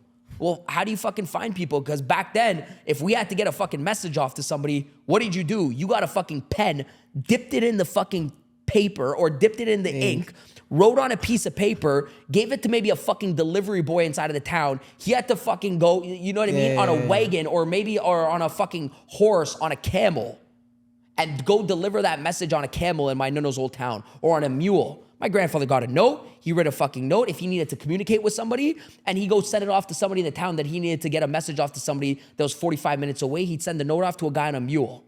And it'd take the whole day to get that message off to somebody. And then you fucking say Instagram's hard when you can send off 87 messages on the fucking toilet when you wake up inside of the morning. Sales is not difficult. Hell. They used to send messages on mules. So I say, it's not hard for me because I always just make these funny jokes 24/7 with people on social media. I say this a million times. I'm like, it's to me, it's very simple to win in today's day and age because most people want to just bitch and complain about things. For sure. As shit gets easier, people get a little bit softer. That's the way it works right now. Shit gets easier, people get a little bit softer. If our grandparents had this tool with the work ethic that they had back then, they would smash it. Yeah. They would eat up this whole marketplace. God. I'm eating this shit up right now. God. I'm eating, like this whole sales game, I've eaten up. I don't see nobody to the left and right of me. Why? Because I'm like, dude, if my grandfather was in my position right now and he had the shit we had, he'd be doing the same shit. Yeah. If somebody said, hey, dude, go to fucking Slovakia to go train people, he wouldn't think twice. He'd be like, to train? I'm in. What do you mean? And then you're going to record it. I could post it on social media. People can see it on social media. And I can get 150,000 views on social media. And all those 150,000 views, 3 people just got to like me and then buy my product and I make $500 off. Oh my God, this is so fucking easy. The heck? If they knew what was capable, of course they would execute on it. They make shit happen with like the most minimal inside of life. So everything that I come in, I'm like, damn, what would our grandparents do? It's the best line, dude. What would my grandfather say right now? What would your grandmother say? The moment you want to bitch and complain, ask yourself, what would my grandfather or grandmother say? Phenomenal. It's a great perspective. Very easy, motivating line. You don't need 45 books. You just need to ask yourself, go back to where you came from. Like when I mean where you came from, go look at your parents. Yeah. Wow. Espresso jokes. Solid. That's Yeah. a fucking phenomenal answer. Yeah, that was fucking. Okay. It was super random too. My mom literally grew up in Sicily, and then I was born Your in Montreal. mom grew up in Sicily. Yeah. No way. Yeah. You got to visit there. Have you visited? I'm literally going to going in Italy 2 next weeks. week. No way. Next Where? week, yeah. Do you know Next where week. in Sicily? I don't know where in Sicily. I'm not visiting Sicily this time when I go to Italy, but yeah. Okay. it's, Where are you going in Italy? Do you know? Rome, Milan, Venice, Pisa. Dude, you got to go to Sicily. Because I'm not going I'm going to like other countries in Europe too. So it's Oh, like okay. because like I'm road tripping. Okay. So it's like one day you got to go to Sicily, dude. You I gotta definitely go wanna back visit there. for It's sure. the most beautiful place in Italy. I believe it. I've been all around Italy. Sicily's the most beautiful place. I'm not biased. We I just, me believe and my it, I believe girl and a couple other friends, we went down to Sicily just a month ago. It was my first time, or a couple months ago, and it was one of the most gorgeous places in Italy. It's I gorgeous. believe it. Yeah. That's You got another 2 questions or no? Yeah. Yeah, last Umar. one. So More? your whole life from the day you were born till now is written in a book. What would the title of that book be called? Crazy. Crazy. I love it. Crazy. Okay. Crazy. A last and final question. If today was your dying message to the world, what would your last message be? Be crazy. Be crazy. Phenomenal. Be Here we crazy. fucking go. Just be crazy. Do you, be you. Be crazy, be you. Everybody has a little bit craziness in them. Love that. You know? Love it. Guys, we're going to put all of our links down below. Make sure you guys go check out Daniel. If you did enjoy this episode, make sure you leave a like, subscribe, all that good stuff. And until next time, remember, Stay seeking success. let's go. Let's go. Bro, Thank you that guys. was fucking Appreciate it. phenomenal. Wow. That was good.